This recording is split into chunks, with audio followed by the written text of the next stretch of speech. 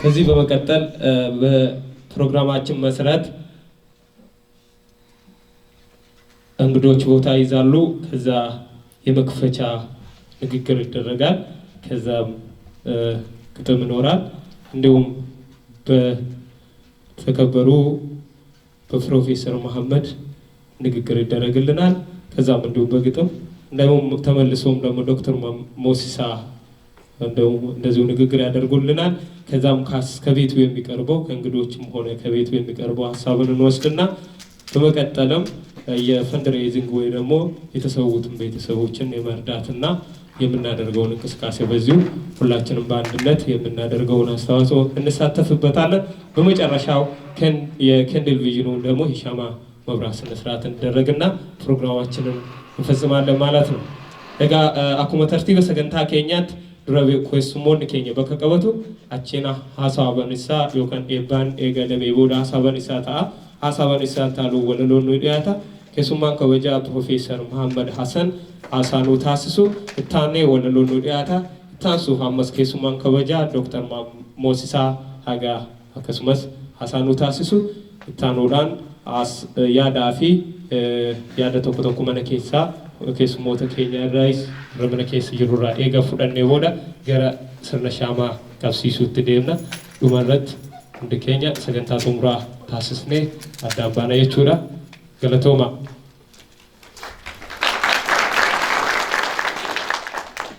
Egaa akka tartiiba sagantaa keenyaatti akkaataa keenyatti namu eebbaan jalqabama. Kanaaf waltajjiin keenya akka eebbaan nu jalqabaniif obbo Tasfaayee Gamanaaf jira. እንደ ስብሰባችን አካሄድ ስብሰባው የሚከፈተው በምርቃት ይሆናልና ለምርቃቱን የሚከፍቱልን አቶ ተስፋዬን ወደዚህ ወደ መድረኩ ጋብዛቸዋለሁ። አቶ ተስፋዬን እና እንደውም የሀገር ሽማግሌ አቶ አበበን ወደዚህ ጋብዛቸዋለሁ።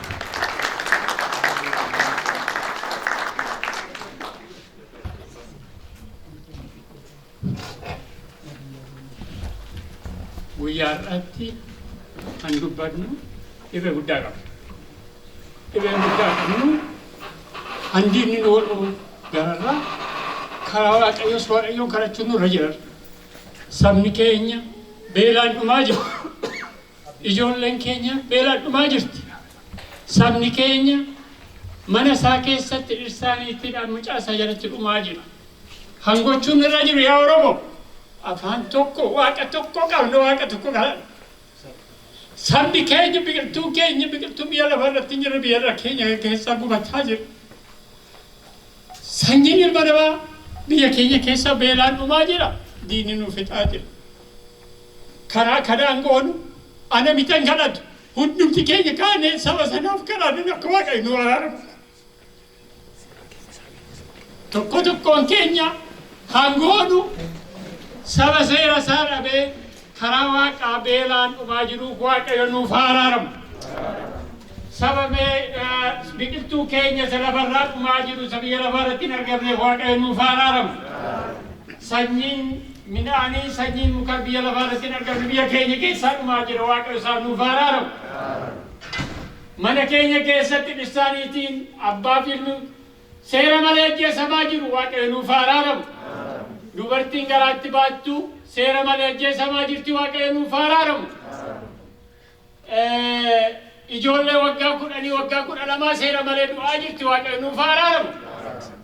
Yaa Rab unin dandeenye yaa gooftaa gooticha gooftaa hin qabne tokkicha boggoo hin qabne yaa uumaa ati ga'e nuun jedhe qawwee diinaa nurraa kaas hafuura diinaa nurraa kaas ati humna nuu ta'e akaakayyuu shanjaan dhumaa jirra isa karaa kee jiru immoo ati nurraa kaas ati nu harkisi gooftaa koo hundumaaf hunda qabsi sabni Oromoo sitti iyyaa jira dasa Oromoo sitti iyyachaa jira daanyaan biyya qaamotiin biyya lafaa si yaa uumaa ati nu araara ati ga'e nuun jedhe ani karaa koo ani siisa gade yaa Rabbi ati nu araara tokko tokko keenya mana keenyatti kadhadhaa Waaqayyo yeroo keenya dhufaa jirtu biyya keenya sabadaa jiru ati nu araara ani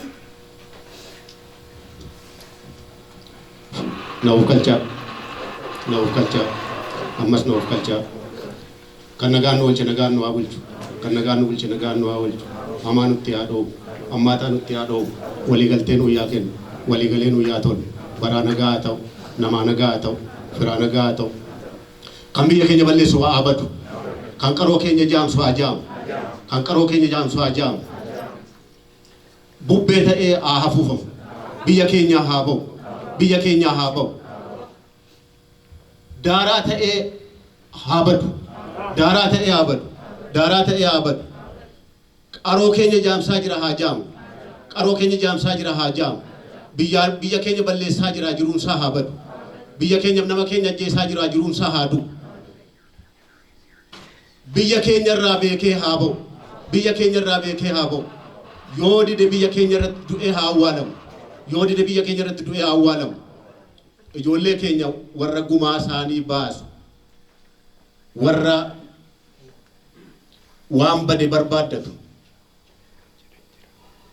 warra du'aa keenyaaf boo'aa hafu otoo hin ta'in warra du'aa keenyaaf gumaa baasu warra biyya keenya taakkuudhaan gaafatu otoo hin ta'in taakkuu biyya keenya irraa cittuut gaafatu otoo hin ta'in warra biyya keenya guutummaa isaatti bilisoomsuudhaaf jabaatee hojjetu nu haa godhu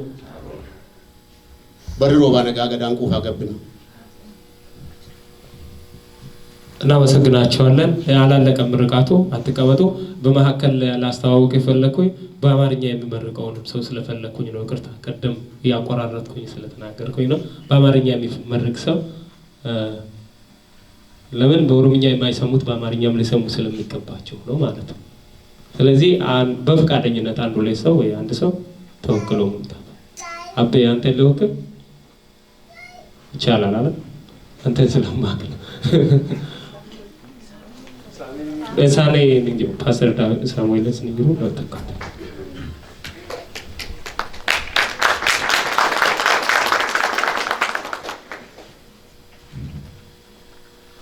waaqayyoon guddiseen galateeffadha abdii guddaan qaba waaqayyo akka waan jalqabame kana iddoodhaan ga'u guyyaan hin dhufaa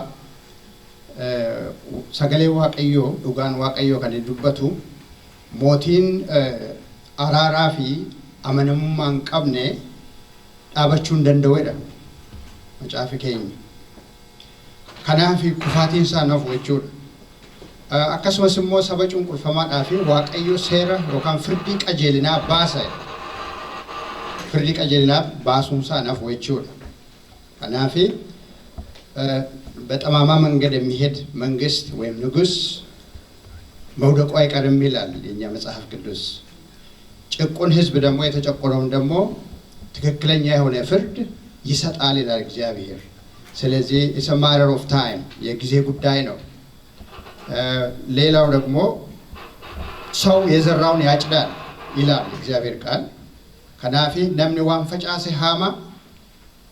ሃማ ከኖጀቱ ሃማቱ ከኤገቱ ዱበታ ኤጋቲ ሐረከን ወልገኘ የሆነ ከሲዳ ኩኒ አከሴራ ብየ ከናቲ ጉያ ከደናቲ ወረዱኤ ያደቹዳ እዶን ትተው የሮባየ ዮካን ወልዳ ከሰት ዮካን መነሰ ዱኤቲ አከቦሪዳ ከን ኦዋለሙፍ ገልገለ ከሲዳ ጎዳም ከናፊ ዱስሙ ሐራ ወረዱን ያደቹዳ ኢሳ ወረሳኒቲፍ ከደቹዳ እዶ ከና targamne irraan dutti keessan bagargaraan dhuftanii hin kadhanna jaallatama abbaa keenya galanni ulfinni siif haa ta'u gochaan kee dinqisiisaadha ati warra cunqurfamee